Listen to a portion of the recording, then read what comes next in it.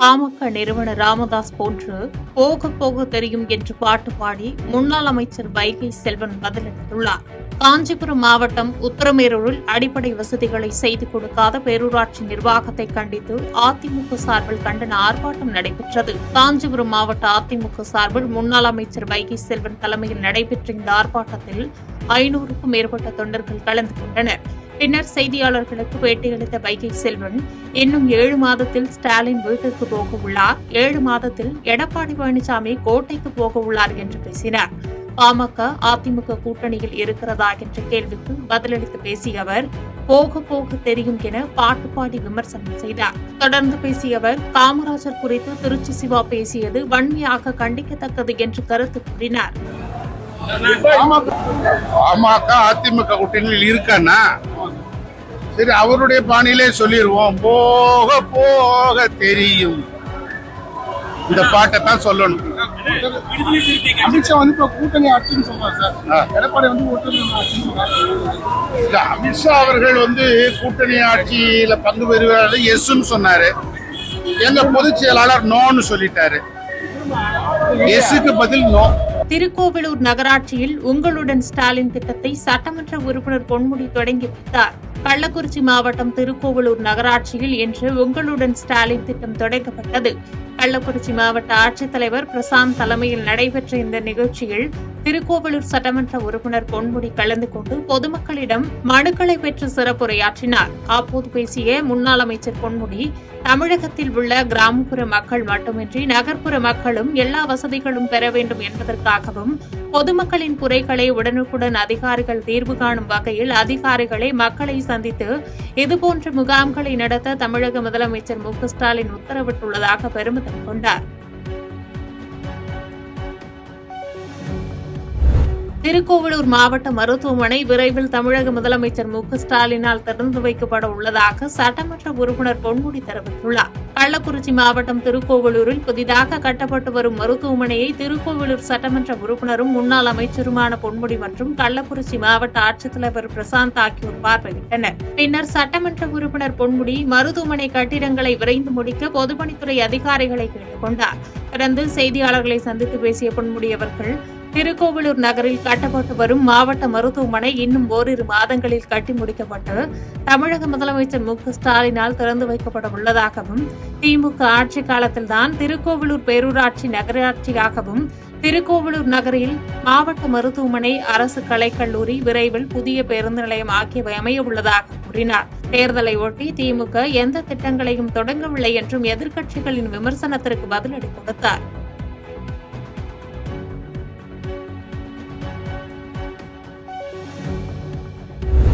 ஆதவ் அர்ஜுனாவின் வீடு மற்றும் அலுவலகத்தை மர்ம கும்பல் நோட்டமிட்டது. அதற்கான ஆதாரங்கள் உள்ளன. ஆனால் சிலர் அந்த கும்பல் போயஸ் கார்டனில் உள்ள திரைப்பிரபலங்களை பார்ப்பதற்காக வந்ததாக வதந்தி பரப்புகின்றனர் என்று ஆதவ் அர்ஜுனாவின் வழக்கறிஞர் மோகன் பார்த்தசாரதி கூறியுள்ளார். தமிழக வெற்றிக் கழக தேர்தல் மேலாண்மை பொதுச் செயலாளர் ஆதவ் அர்ஜுனாவின் உயிருக்கு அச்சுறுத்தல் இருப்பதாக அவரது வழக்கறிஞர் 2 நாட்களுக்கு முன்பு காவல் நிலையத்தில் புகார் அளித்திருந்தார். இந்நிலையில் அந்த வழக்கை திசை திருப்பும் நோக்கில் போலீசார் செயல்படுவதாக அவரது வழக்கறிஞர் மோகன் பார்த்தசாரதி போயஸ் கார்டனில் உள்ள ஆதவ் அர்ஜுனாவின் அலுவலகத்தில் செய்தியாளர்களை சந்தித்தார். அப்போது பேசிய அவர், தமிழக வெற்றிக் கழக தேர்தல் மேலாண்மை பொதுச் செயலாளர் ஆதவ் அர்ஜுனா உயிருக்கு அச்சுறுத்தல் இருப்பதாக கடந்த 15ஆம் தேதி டி நகர் காவல் நிலையத்தில் புகார் அளித்தோம். ஜூலை 10ஆம் தேதி காலை ஆட்டோவில் 3 நபர்கள் ஆயுதங்களோடு வந்து ஆதவ் அர்ஜுனாவின் வீடு மற்றும் அலுவலகத்தை நோட்டமிட்டனர். அதற்கான சாட்சிகளும் தங்களிடம் உள்ளது என்று கூறினார். தொடர் விசாரணை நடைபெற்று வருவதாக போலீசார் தரப்பில் கூறப்படுகிறது. ஆனால் இந்த வழக்கு தொடர்பாக காவல்துறை சார்பில் எந்தவிதமான விளக்கமும் இதுவரை வரவில்லை. காவல்துறை தகுந்த விளக்கம் அளிக்கும் வரை ஓய்வு பெற்ற லெப்டினன்ட் கர்னல் அஜய்குமார் தலைமையிலான பாதுகாப்பு குழு ஆதவ் அர்ஜுனாவுக்கு பாதுகாப்பு அளிக்கும். ஏற்கனவே இந்த குழு கொடுத்த அறிவுறுத்தலின் பேரில் தான் காவல் நிலையத்தில் புகார் அளித்திருந்தோம் என்று கூறினார். ஸோ அது வந்துட்டு இப்போ இந்த பிரஸ் மீட்டை எதுக்கு நம்ம கூப்பிட்டு இருக்கோம்னா ஒரு கிளாரிஃபிகேஷனுக்கு. ஃபர்ஸ்ட் ஆஃப் ஆல் வந்துட்டு இப்போதைக்கு ரூமர்ஸ் என்ன ஸ்ப்ரெட் ஆகிட்டு இருக்குன்னா, இன்ஸ்டாகிராமு ஒரு அதர் சோஷியல் மீடியா பிளாட்ஃபார்ம்ஸில் வந்துட்டு இந்த மாதிரி செலிபிரிட்டிஸ் வீடியோ எடுக்கிறாங்க, ஸோ அந்த மாதிரி ஆட்கள் தான் வந்திருக்காங்கன்ற மாதிரி ரூமர்ஸ் வந்திருக்கு. இது ரிலேட்டடாக போலீஸ் கிட்ட இருந்து எந்த ஒரு அறிக்கையும் வரல. So first of all police அறிக்கை விடுற வரைக்கும் இந்த மாதிரி ரூமர்ஸ் ஸ்ப்ரெட் பண்ண வேண்டான்றது நாங்களும் தயவு செஞ்சு இங்கே உங்கள்கிட்ட சொல்லிக்கிறோம். பிகாஸ் இது ஒரு பர்சனோட லைஃபுக்கு அவர் த்ரெட் இருக்கிற மாதிரி ஒரு விஷயம். அதுவும் இல்லாமல் நாங்கள் செக்யூரிட்டி வச்சுருக்கோம், லைக் ஸ்பெஷல் செக்யூரிட்டி. இவர் தான் lieutenant colonel retired mister Ajaykumar Pandian சொல்லிட்டு. ஸோ அவரும் அவரோட ப்ரிலிமினரி ரிப்போர்ட்டில் அவர் அப்சர்வேஷன் பேஸ் பண்ணி இந்த மாதிரி அவருக்கு தோணுனால 3 தடவை ஒரே நாளில் அதுவும் திரும்ப வந்து ஒரே ஆஃபீஸர் நோட் அவுட் இருக்காங்க, சார் லைஃபுக்கு த்ரெட் இருக்குன்னு அவரோட ப்ரிலிமினரி ரிப்போர்ட் பேஸ் பண்ணி தான் கடந்த 15/7/2025 அன்னைக்கு நாங்கள் வந்துட்டு போலீஸ் கம்ப்ளைண்ட் கொடுத்துருந்தோம். போலீஸும் அன்னைக்கு சாயங்காலம் 7 மணி போலயே அவங்க டீம் ஸ்பெஷல் டீம் அனுப்பிச்சு இன்வெஸ்டிகேஷன் நடத்திட்டு தான் இருக்காங்க. இப்போ வரைக்கும் இன்வெஸ்டிகேஷன் நடந்துட்டு இருக்கு. ஸோ அதை தாண்டி இப்போ ஸ்ப்ரெட் ஆகிட்டு இருக்க இந்த ரூமர்ஸ் எல்லாத்துக்குமே வந்துட்டு எந்த ஒரு அடிப்படையுமே கிடையாது. ஸோ அது கிளாரிஃபிகேஷனுக்கு தான் இந்த பிரஸ் மீட். திமுக கூட்டணி கட்சிகளுக்கு அழைப்பு விடுத்தது எடப்பாடி பழனிசாமி வீக்காக இருப்பதை காட்டுவதாக அமைச்சர் தாமு அன்பரசன் விமர்சித்துள்ளார். தியாகிகள் தினத்தையொட்டி சென்னை கிண்டி காந்தி மண்டப வளாகத்தில் அமைக்கப்பட்டுள்ள தியாகிகள் ஆர்யா, சங்கரலிங்கனார், செண்பகராமன் ஆகியோர்களின் திருவுருவ சிலைகளுக்கு அமைச்சர் தாமு அன்பரசன், சென்னை மாநகராட்சி மேயர் பிரியா, விருகம்பாக்கம் சட்டமன்ற உறுப்பினர் பிரபாகர் ராஜா உள்ளிட்டோர் மாலை அணிவித்து மலர் தூவி மரியாதை செலுத்தினர். தொடர்ந்து செய்தியாளர்களிடம் பேசிய அமைச்சர் அன்பரசன், திமுக கூட்டணி கொள்கை கூட்டணி, மக்களுக்காக உழைக்கும் கூட்டணி, அதிமுக கூட்டணி சந்தர்ப்பவாத கூட்டணி, அது தேராது என்று கருத்து கூறினார். பாஜகவினர் கூட்டணி ஆட்சிதான் அமைக்கும் என்று சொல்கிறார்கள். பழனிசாமி நான் தான் முதல்வர் என்று சொல்கிறார். இது அவர்களுக்குள் இருக்கும் குழப்பத்தை காட்டுவதாக கருத்து கூறினார். அவரு இதுல இருந்து என்ன உங்களுக்கு தெரியுது? இதுல இருந்தா தெரியுது அவர் ரொம்ப வீக் ஆகிறாருன்னு தெரியுது. திமுக கூட்டணி வந்து கொள்கை கூட்டணி, மக்களின் தேவைகளை மக்களுக்காக உழைக்கிற கூட்டணி நம்ம கூட்டணி. அது சந்தர்ப்பவாத கூட்டணி, அது உருப்படாது, தேராது. யாருக்கு? எங்களுக்கா? அதான் அவங்க வந்து கூட்டணி ஆட்சி அமைப்புன்னு சொல்றாங்க. இவர் நான் தான் முதலமைச்சர்னு சொல்றாரு. தனித்து ஆட்சி அமைப்புன்னு சொல்லவே இல்லை இது இல்லையா? அதில் இது ரெண்டுமே இவங்களுக்குள்ளே பிரச்சனை இருக்குது. இது தேர்தலுக்கு அப்புறம் வரையும் தொடரும். 2026 தனியாக வந்தாலும் சரி, மொத்தமாக வந்தாலும் சரி, திமுக ஆட்சி அமைப்பது எந்த கொம்பனாலும் தடுக்க முடியாது. திமுக தொண்டர்கள் ஒவ்வொருத்தரும் கங்கணம் கட்டின்னு இன்னைக்கு பணியாற்றி கொண்டிருக்கிறார்கள். தலைவருடைய இலக்கை நிச்சயமாக நாங்கள் நிறைவேற்றுவோம். திருச்சி மாநகராட்சி கிழக்கு தொகுதியில் உங்களுடன் ஸ்டாலின் சிறப்பு முகாமை தமிழக பள்ளிக் கல்வித்துறை அமைச்சர் அன்பில் மகேஷ் பொய்யாமொழி துவக்கி வைத்தார். மேலும் மகளிர் நலன் கருதி கலைஞர் உரிமை தொகை விண்ணப்பம் வழங்கப்பட்டு வருவதாகவும், இதை தகுதி வாய்ந்த அனைவரும் பெற்று பயனடைய வேண்டும் என்றும், இது மக்களுக்கான சிறப்பு முகாம் என்றும், இதை தவறாது பயன்படுத்திக் கொள்ள வேண்டும் என்று பொதுமக்களிடையே எடுத்துரைத்தார். இந்நிகழ்வில் நகராட்சி சொத்து வரி பெயர் மாற்றத்திற்கு விண்ணப்பித்தவர்களுக்கு உடனடியாக தீர்வு காணப்பட்டு பெயர் மாற்றம் செய்து கொடுக்கப்பட்டது மற்றும் வருவாய்த்துறையில் பட்டா வேண்டி விண்ணப்பித்தவர்களுக்கு உடனடியாக பட்டா வழங்கப்பட்டது. மயிலாடுதுறை மாவட்ட துணை காவல் கண்காணிப்பாளர் 4 சக்கர வாகனம் இல்லாமல் நடந்தே அலுவலகம் சென்ற சம்பவம் மக்கள் மத்தியில் பேசும் பொருளாகியுள்ளது. மயிலாடுதுறை மாவட்டத்தில் மதுவிலக்கு அமலாக்க பிரிவு டிஎஸ்பியாக பணிபுரிந்து வருபவர் சுந்தரேசன். இவருக்கு வழங்கப்பட்ட வாகனம் எந்த காரணமும் தெரிவிக்காமல் அரசு திரும்ப பெற்றுள்ளது. இதனால் அவர் தனது வீட்டிலிருந்து காவல் சீருடையுடன் அலுவலகத்திற்கு நடந்தே சென்றார். இது தொடர்பான வீடியோ சமூக வலைதளங்களில் வைரலாக பரவி வருகிறது. மாநில மனித உரிமை ஆணையத்தின் துணை காவல் கண்காணிப்பாளராக பணியாற்றிய சுந்தரேசன் ஓய்வு பெற்ற காஞ்சிபுரம் காவல் ஆய்வாளர் கொலை வழக்கு, பகுஜன் சமாஜ் கட்சியின் மாநில தலைவர் ஆம்ஸ்டாங் கொலை வழக்கு என என்கவுண்டர் ஆகியவற்றின் விசாரணை அதிகாரியாக செயல்பட்டார் என்பது குறிப்பிடத்தக்கது. ஒட்டுக்கேட்பு கருவி விவகாரத்தில் 2 நாட்களில் முடிவு கிடைக்கும் என்று பாமக நிறுவனர் ராமதாஸ் தெரிவித்துள்ளார். விழுப்புரம் மாவட்டம் திண்டிவனம் அருகே உள்ள தைலாபுரம் தோட்டத்தில் பாமக நிறுவனர் ராமதாஸ் பேட்டியளித்தார். அப்போது பேசிய அவர், தனது வீட்டில் ஒட்டுக்கேட்பு கருவி வைத்தது யார் என்பது குறித்து போலீசார் விசாரணை நடத்தினர். இதன் முடிவு 2 நாட்களில் வெளிச்சத்திற்கு வரும் என்று தெரிவித்தார். கடந்த ஆண்டுகளை விட மழை பொழிவு இந்த ஆண்டு அதிகம் என்ற தகவல் உள்ளது. தமிழக அரசு பராமரிப்பில் 90 அணைகள் உள்ளன. பராமரிப்பு சரியாக இல்லாவிட்டால் மழை பொழிவின் போது ஆபத்தில் தள்ளிவிடும் என்று கூறினார். காவல்துறையினருக்கு யோகா, உடற்பயிற்சி அளித்த பிறகும் தவறு இழைக்கிறார்கள் என்றால் அவர்கள் காவல்துறை பணிக்கே தேவையில்லை என்று கருத்து கூறிய அவர், ரயில்வே துறையில் வடமாநிலத்தவர்கள் நியமிக்கப்பட்டுள்ளதால் மக்கள் பாதிக்கப்பட்டுள்ளனர்.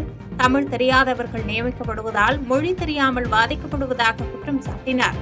காவல்துறையினருக்கு யோகா மற்றும் தியானம் போன்ற உடல் மனம் சார்ந்த பயிற்சிகளை தொடர்ச்சியாக அளித்து அவர்களை அவர்களை நல்வழிப்படுத்தி கைதூக்கி விட வேண்டியது கடமையாகும்.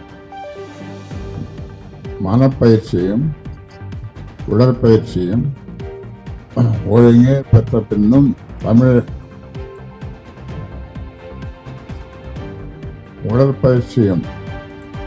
மனப்பயிற்சியும் ஒழுங்கை பெற்ற பின்னும் தவறிழைக்கிறார்கள் என்றால் காவல்துறை பணிக்கே அவர்கள்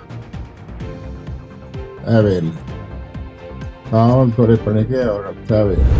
திமுக ஆட்சிக்கு முடிவு கட்டப் போகிற ஆட்சி அதிமுக என்று அதிமுக முன்னாள் அமைச்சர் ஆர்.பி. உதயகுமார் தெரிவித்துள்ளார். மதுரையில் பேசி வீடியோ வெளியிட்டுள்ள சட்டமன்ற எதிர்க்கட்சி துணைத் தலைவர் ஆர்.பி. உதயகுமார், எடப்பாடியாரின் எழுச்சி பயணம் சுந்தரா டிராவல்ஸ் அல்ல, திமுக ஆட்சிக்கு முடிவு கட்டப் போகிற மக்களின் நம்பிக்கை பெற்ற டிராவல்ஸ் என்று விமர்சனத்திற்கு பதிலடி கொடுத்தார்.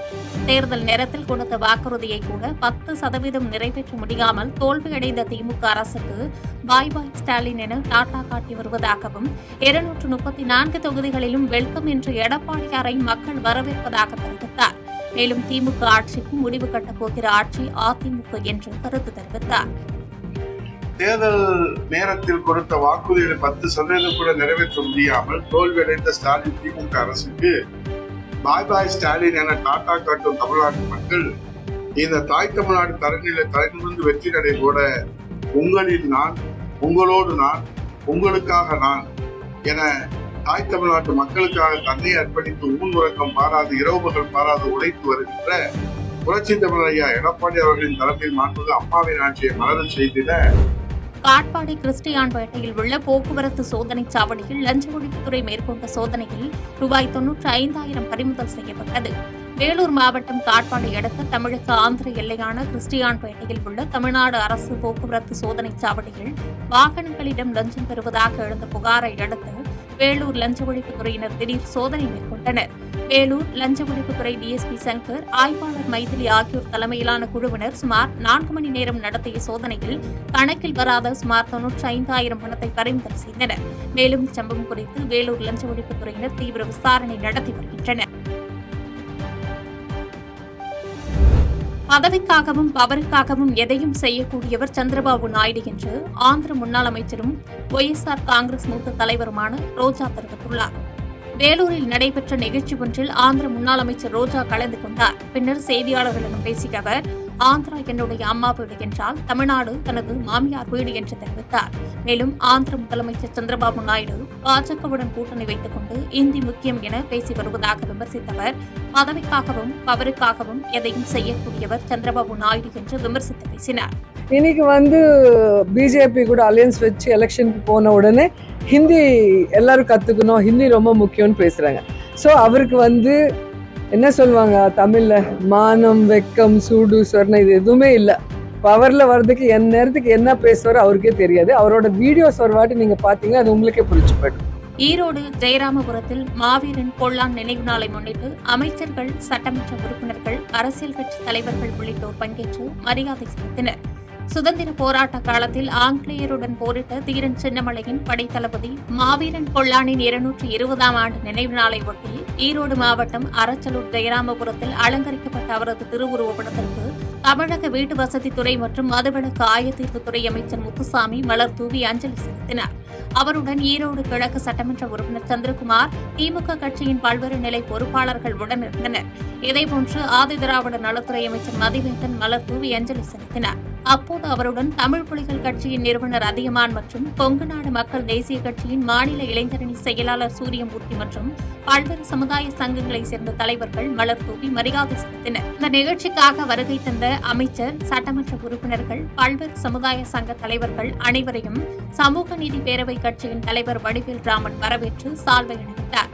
இந்த நிகழ்ச்சியின் பாதுகாப்பு பணிக்காக ஏராளமான போலீசார் குவிக்கப்பட்டிருந்தனர்.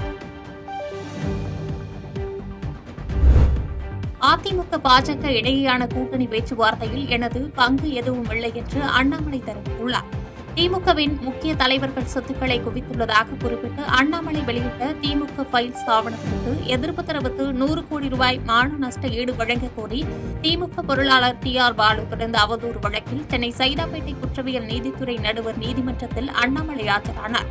விசாரணைக்கு பின்னர் செய்தியாளர்களுக்கு பேட்டியளித்த அண்ணாமலை 1967 பொய்களை சொல்லி திமுக காமராஜரை வீழ்த்தியது, காங்கிரஸ் இரண்டாக பிளவுபட்ட போது திமுக இந்திரா காந்தியுடன் இணைந்து காமராஜருக்கு எதிராக செயல்பட்டனர் என்று சுட்டிக்காட்டிய அவர், திமுக இன்று காமராஜர் குறித்து பேச 1% கூட உரிமையில்லை என்று விமர்சித்து பேசினார். மேலும் தமிழகத்தில் தேசிய ஜனநாயக கூட்டணி சார்பில் கூட்டணி ஆட்சி நடைபெறும், கூட்டணி ஆட்சி என அமித்ஷா கூறுவதால் நானும் அதையே கூறுகிறேன். அமித்ஷா கூறுவதை எனக்கு வேத சத்தியம். அதிமுகவிற்கு மாற்று கருத்து இருந்தால் அவர்கள் அமித்ஷாவிடம் பேசிக் கொள்ளட்டும். அதிமுக பாஜக இடையேயான கூட்டணி பேச்சுவார்த்தையில் தனது பங்கு எதுவும் இல்லை என்று கூறினார். அதனால் இன்னைக்கு திராவிட முன்னேற்ற கழகத்தை பொறுத்தவரை கர்மவீரர் ஐயாவை பற்றி பேசுவதற்கு 1% கூட அவர்களுக்கு ஒரு உரிமை இருப்பதாக நான் பார்க்கவில்லை. 1967 தேர்தல் பரப்புரையின் பொழுது அன்றைய ஒரு முக்கிய தலைவராக இருந்த கலைஞர் கருணாநிதி அவர்கள் பேசியதெல்லாம் எனக்கு எடுத்து போட்டு காமிச்சோம்னா மானம் இருக்கக்கூடிய ஒரு காங்கிரஸ் கட்சி கூட இன்னைக்கு திராவிட முன்னேற்ற கழகத்தினுடைய கூட்டணியில் இங்க இருக்க மாட்டாங்க. நாமக்கல்லில் மாணவரின் கோரிக்கையை ஏற்று அரசு பள்ளிக்கு சென்ற ஆட்சித்தலைவர் கண்கலங்கிய நிகழ்ச்சி சம்பவம் நிகழ்ந்துள்ளது. நாமக்கல் மாவட்டம் எருமப்பட்டியில் செயல்பட்டு வரும் அரசினர் ஆண்கள் மேல்நிலைப் பள்ளியில் 10ஆம் வகுப்பு மாணவர் விஜய் ஆட்சியர் துர்காமூர்த்திக்கு கோரிக்கை கடிதம் ஒன்று அனுப்பியிருந்தார். அதில் வாட்ஸ்அப் குழுக்களில் பகிரப்பட்ட குறுஞ்செய்தி மூலம் ஆட்சியர் பணிக்கு நீங்கள் எவ்வளவு கடினமாக உழைத்து வந்துள்ளீர்கள் என்பதை நான் அறிந்தேன். எனவே தாங்கள் எங்களது பள்ளிக்கு வர வேண்டும் என்று கோரிக்கை விடுத்திருந்தார். அந்த மாணவரின் கோரிக்கையை நிறைவேற்றும் வகையில் நேற்று எருமப்பட்டி பேரூராட்சியில் ஆய்வுப் பணிகளை மேற்கொண்ட ஆட்சித்தலைவர் அங்குள்ள அரசினர் ஆண்கள் மேல்நிலைப் பள்ளிக்கு சென்று மாணவர் விஜய் படிக்கும் வகுப்பறையில் அவரை சந்தித்து கலந்துரையாடினார். ஆட்சியர் துர்காமூர்த்தி மாணவன் எழுதிய கடிதத்தை படித்தபோது கண்கலங்கினார். மழைக்காக காத்திருக்கும் பயிர்களை போன்று உங்கள் வருகைக்காக காத்திருக்கிறோம் என்று மாணவன் கடிதத்தில் குறிப்பிட்டுள்ளதை வாசித்த அவர் மாணவனை பாராட்டி புத்தகத்தை பரிசாக வழங்கினார்.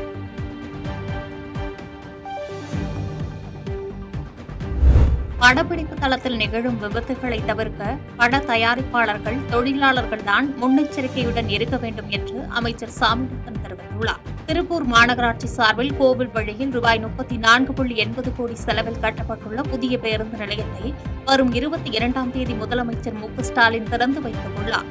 இந்நிலையில் பேருந்து நிலையத்தின் நிறைவடைந்த பணிகள் குறித்து செய்தித்துறை அமைச்சர் சாமிநாதன் நேரில் ஆய்வு மேற்கொண்டார். அப்போது உடன் திருப்பூர் தெற்கு தொகுதி சட்டமன்ற உறுப்பினர் செல்வராஜ், மாநகராட்சி மேயர் தினேஷ்குமார் மற்றும் அதிகாரிகள் கலந்து கொண்டனர். ஆய்வை தொடர்ந்து செய்தியாளர்களிடம் பேசிய அமைச்சர் சாமிநாதன், சினிமா துறையில் நடக்கும் விபத்துகளை தடுப்பதற்கு அவர்கள்தான் எச்சரிக்கையாக இருக்க வேண்டும் என்று கருத்து தெரிவித்தார். மேலும் பட தயாரிப்பாளர்கள், தொழிலாளர்கள் தான் முன்னெச்சரிக்கையுடன் இருக்க வேண்டும் என்று கேட்டுக் கொண்டார். அவிநாசியில் புதுமண பெண் ரிதன்யா தற்கொலை செய்து கொண்ட வழக்கில் குற்றவாளிகள் கைது செய்யப்பட்டு நீதிமன்றத்தில் ஆஜர்படுத்தப்பட்டு சிறையில் அடைக்கப்பட்டுள்ளார்கள் என்றும், உரிய முறையில் அந்த வழக்கில் விசாரணை நடத்தப்படுகிறது, அதில் யாருடைய தலையீடும் இல்லை என்று தெரிவித்தார்.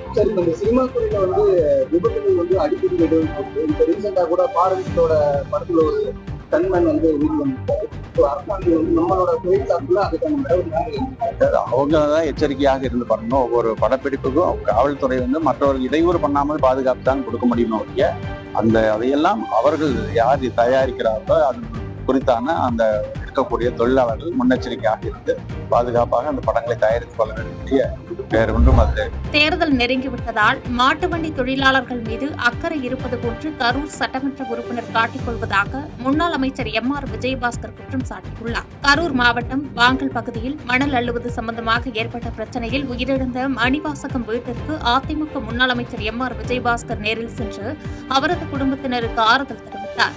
அப்பொழுது மணல் அள்ளுவதை தட்டி கேட்டதற்கு அனைவரும் சேர்ந்து மணிவாசகத்தை அரிவாளால் வெட்டி கொன்றுவிட்டதாகவும் 2 செல்போன்களை காவல்துறையினர் எடுத்து சென்றதாகவும், இதற்கு நியாயம் கிடைக்க வேண்டும் என்று உயிரிழந்த மணிவாசகத்தின் மனைவி மற்றும் உறவினர்கள் கண்ணீர் விட்டு கதறி முன்னாள் அமைச்சர் காலில் விழுந்து கதறிவிட்டனர்.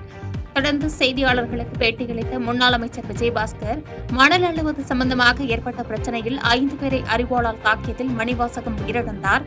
மேலும் 4 பேர் சிகிச்சை பெற்று வருவதாக தெரிவித்தார். தெரிவித்தார். தேர்தல் பரப்புரையில் உள்ளூர் தேவைக்காக மாட்டு வண்டியில் மணல் அள்ளி கொள்ளலாம் என்று வாக்குறுதி அளித்துவிட்டு தேர்தலில் வெற்றி பெற்று சட்டமன்ற உறுப்பினராக பதவியேற்ற பின்பு மாட்டு வண்டி தொழிலாளர்களுக்கு செந்தில் பாலாஜி துரோகம் செய்தார் என்று சாட்டினார்.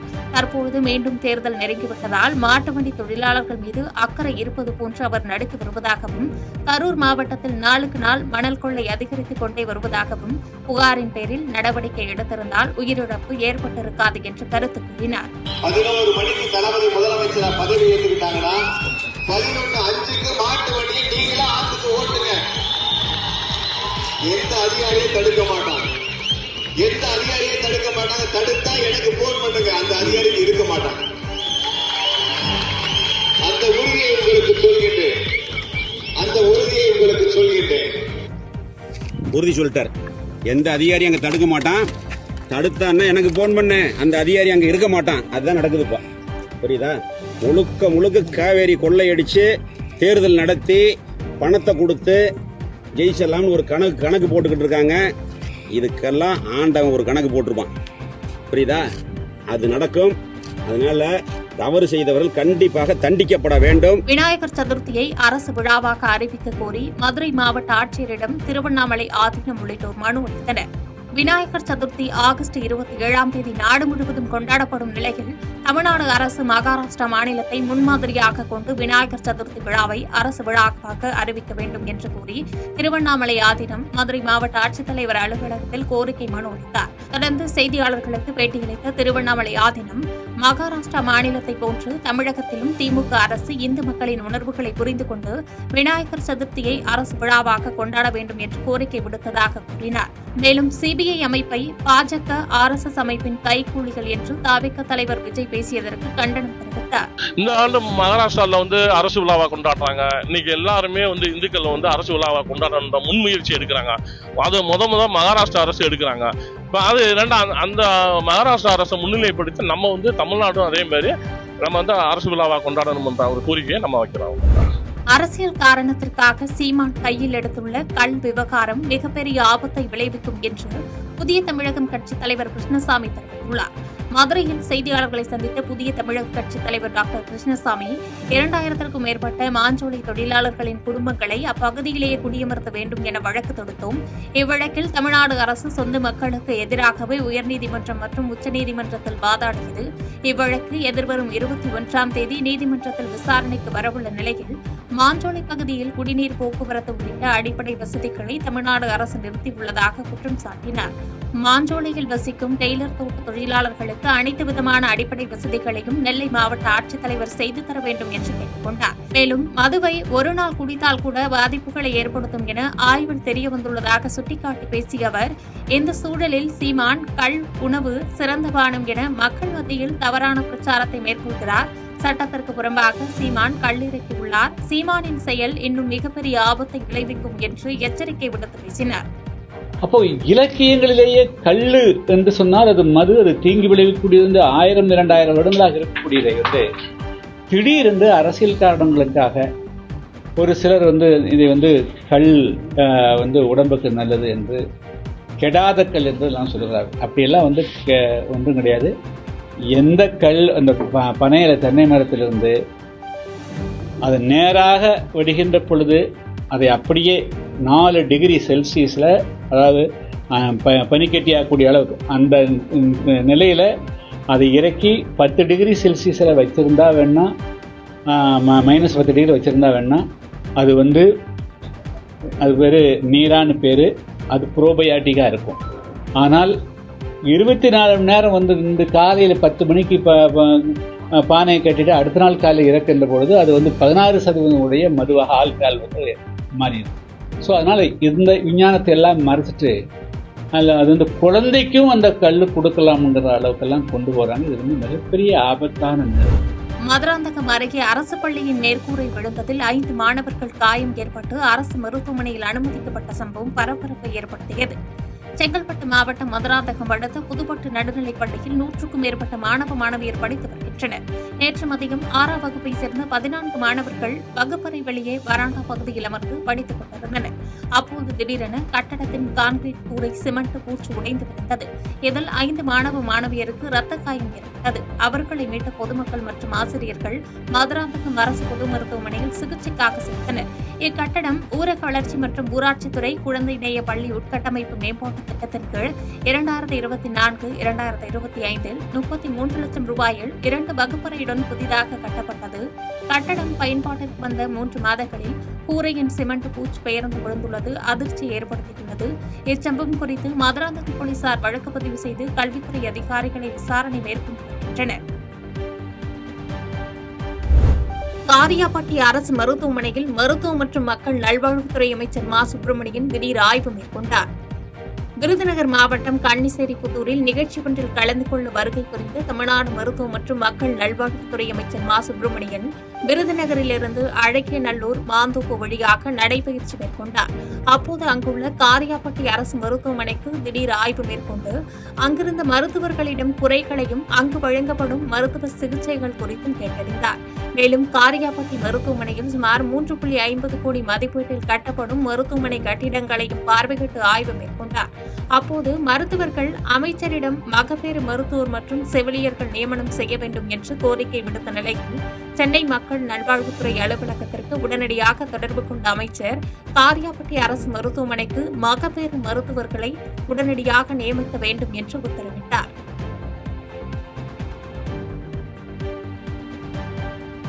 செய்திகளை உடனுக்குடன் தெரிந்து கொள்ள கீழ்கண்ட கேபிள் மற்றும் டிடிஎச் நெட்வொர்க்குகளில் எம்நாடு செய்தி தொலைக்காட்சியை காணுங்கள்.